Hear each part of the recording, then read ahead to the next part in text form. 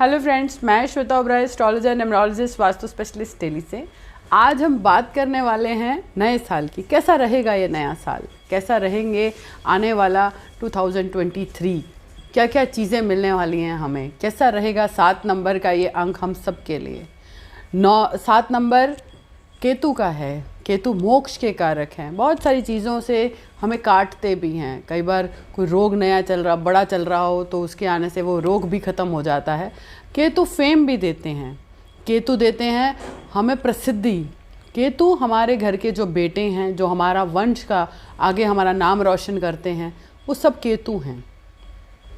केतु हमारे घर का पालतू जानवर भी है, जो हम डॉग्स पालते हैं। केतु हमें छटपटाहट भी देता है। केतु हमें सूक्ष्म करता है। केतु हमें सबसे अलग करके सोचने पे विवश करता है कि हम इतनी सारी चीज़ों में जो जद्दोजहद कर रहे हैं, भाग दौड़ कर रहे हैं, वो किस लिए कर रहे हैं, आखिर उसका मकसद क्या है। वो हमें बहुत सारी चीज़ों से काट कर एक रास्ता देता है कि बस इसी के बारे में सोचो। तो जब आपके जीवन में सूक्ष्मता आती है तो केतु का प्रभाव रहता है। 7 नंबर वालों को धार्मिक प्रवृत्ति बहुत ज़्यादा देखने को मिलती है, और 7 नंबर धर्म को सिंबलाइज भी करता है, क्योंकि केतु मंदिर में लगा झंडा, किसी भी धर्म स्थान का झंडा जो है वो केतु है। तो इसीलिए ये साल हम समझ सकते हैं कि शायद हमें बाहरी चीज़ों से तोड़कर थोड़ा अंदर की तरफ हमें अपने आप से जोड़ने के लिए है। 7 नंबर कहीं ना कहीं हमें महसूस कराने के लिए है कि आप कहाँ हैं और किस चीज़ के पीछे आप भाग रहे हैं। केतु हमें प्रसिद्धि देता है, ठीक है। कई बार अगर केतु खराब हो कुंडली में तो वो हमें डीफेम भी देता है। कहीं ना कहीं स्किन प्रॉब्लम्स, इन्फेक्शंस और जितने भी वायरस हैं वो सब केतु में आते हैं। तो कैसा रहेगा, हम ऑलरेडी 2020 से कोरोना को फेस कर रहे हैं, ठीक है। उसके बाद अब एक नया वायरस और आ गया है और दोबारा से फिर से लॉकडाउन की हवा उड़ रही है। तो ये क्या देने वाला है, ये हमें देगा कि हमें खुद ही अपने आप को उन फालतू चीज़ों से काट लेना चाहिए जो हमें कहीं ना कहीं तकलीफ़ दे रही हैं। जैसे बाहर का खाना खाना, बहुत ज़्यादा बाहर घूमना फिरना, हम जो अपनी एन्जॉयमेंट के लिए गैदरिंग्स करते हैं, पार्टीज़ वगैरह, उन सब से हमें काटने के लिए अब हमें उन सब से दूर होने की ज़रूरत है। अब हमें सोचने की ज़रूरत है कि हमें अपने जीवन में किस तरह की खुशी चाहिए। सूक्ष्म करने का मतलब है कि आप अपने परिवार तक सीमित रह जाएं, कि बहुत ज़्यादा आप गैदरिंग ना करें, बहुत ज़्यादा अपने आप को बाहर की तरफ ना करें, जब अपने आप को थोड़ा सा अपने ईश्वर, अपनी आत्मा से भी जोड़ें।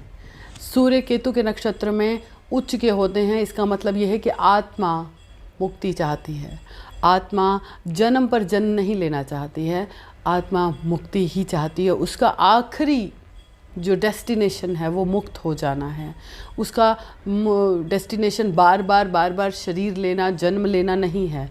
उसका मकसद सिर्फ मुक्त हो जाना है। एक शरीर से दूसरा शरीर, दूसरे शरीर से तीसरे शरीर में जब हम एक आत्मा सफ़र करती है, वो कहीं ना कहीं जूझती है, क्योंकि उसका आखिरी विचार उसके अगले जन्म का कारण बन जाता है। उसके पिछले जन्म के कर्म फिर उसके अगले जन्म के जन्म का कारण बन जाता है। लेकिन आत्मा नहीं चाहती, आत्मा मुक्त होना चाहती है। आत्मा कहती है छोड़ दो, सब चीज़ों को छोड़ दो, उन हर चीज़ को जो आपको दुख दे रही है उसे छोड़ दो, वो हर चीज़ जो आपके लिमिटेड समय के लिए आपके साथ है उन सब को छोड़ दो।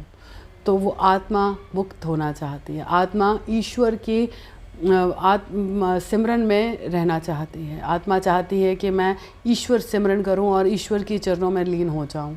आत्मा की मुक्ति इसी में है।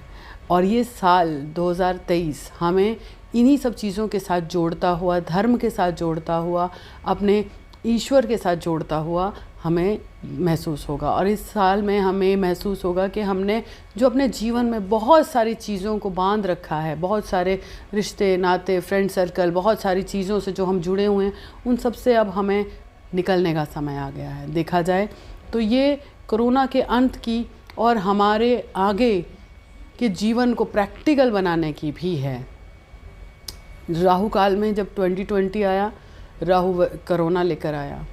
केतु उसे ख़त्म भी कर सकता है अगर हम अपने आप को लिमिटेड कर लें, अगर हम अपने आप को सूक्ष्म करें, हम अपनी गैदरिंग को, अपनी बहुत सारी चीज़ों को जो हम अननेसेसरी करते हैं उसको अगर हम छोड़ दें, अगर हम वो करते हैं तो ज़रूर हमारा ये 27 जो 7 नंबर है, 23 नंबर, वो हमें कहीं ना कहीं अच्छे रिज़ल्ट दे सकता है। तो आने वाला साल आप सबका कैसा रहेगा, हम इस पर और भी रोशनी डालेंगे। आप हमसे जुड़े रहिए। अब हम बात करेंगे राशियों की, किस राशि का के लिए ये साल कितना अच्छा रहने वाला है, क्या क्या उपलब्धियां रहेंगी, किस किस चीज़ का हमें ध्यान रखना है, क्या करना है, इन सब पर हम बात करेंगे। जय माता दी। मेरी नेक्स्ट वीडियो